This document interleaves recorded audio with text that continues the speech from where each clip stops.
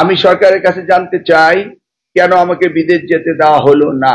যে পুরনো পাসপোর্টটা ছিল সেটা ছিল ANM এহসানুল হক।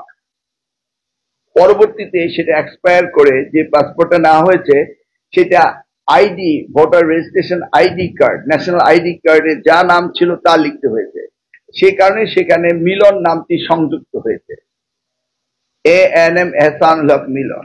তো দুইটি পাসপোর্ট একসাথেই ছিল, একটি আমার ব্যাগে আরেকটি আমার হাতে ছিল। প্রথমে হাতেরটা আমি দেওয়ার পরে তারা বললো স্যার তো এই পাসপোর্ট না, কিন্তু আপনার কম্পিউটার ইনফরমেশন চলে আসছে লেটেস্টে আসার আগে। সেই সময় একটা বিভ্রান্তি হয়েছিল, ভেবেছিলাম এইটাই বোধহয় বিভ্রান্তি। পাসপোর্টটা আনতে খানিকটা সময় চলে গেল, তারপর ওটা দেওয়া হলো। পরে জানতে পারি যে সেই পাসপোর্টের বিভ্রান্তিটা আসল বিভ্রান্তি না। প্রথমেই তারা আমার নাম টেপার পরে যে ইনফরমেশন কম্পিউটারে এসছে সেই ইনফরমেশন রাইট ইনফরমেশন, কিন্তু আমার ধারণা ছিল এই আধা ঘন্টার মতো আমার পাসপোর্টটা আসতে চলে গিয়েছিল, সেজন্য ভেবেছিলাম ওই।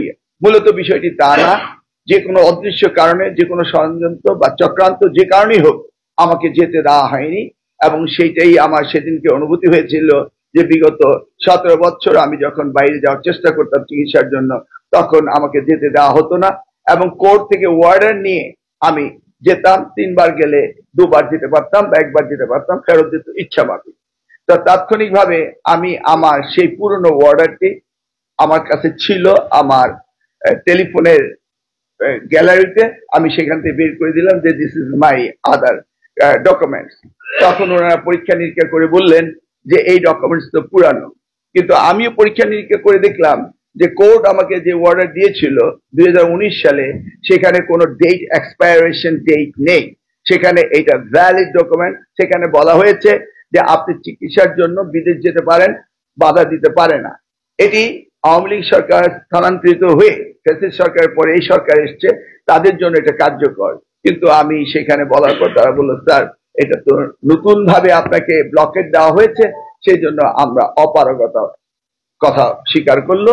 তা আমি এতটুকুই বলতে পারবো যে আমাকে ইনফরমেশন জানার রাইটস রয়েছে এক, এবং আমার বিরুদ্ধে কোনো নিষেধাজ্ঞা দিলে এটাতে ডিউ প্রসেস রয়েছে। আমি সাংবিধানিক আইন, দেশের আইন মেনে চলি, অতএব এই ধরনের কোনো প্রসেস মেনটেন হয়নি। এতে আমি মনে করি আমি হিউমিলেটেড হয়েছি, আমি হ্যারাসড হয়েছি। এবং এই সদ্য আমাদের এই উত্থানের পরে যে বাংলাদেশ ফ্যাসিস্ট বিতাড়িত হওয়ার পরে সেই বাংলাদেশে এটা ডক্টর ইউনূসের সরকারের সময় আমি কোনো অবস্থাতে আশা করতে পারি না। এবং সেই জন্যই বলছি আমি আশা করব সরকার এই বিষয়টিকে অতি শীঘ্রই কগনিজেন্সে নেবেন এবং তারা একটি সুরাহা করবেন, এটি আমার বিশ্বাস।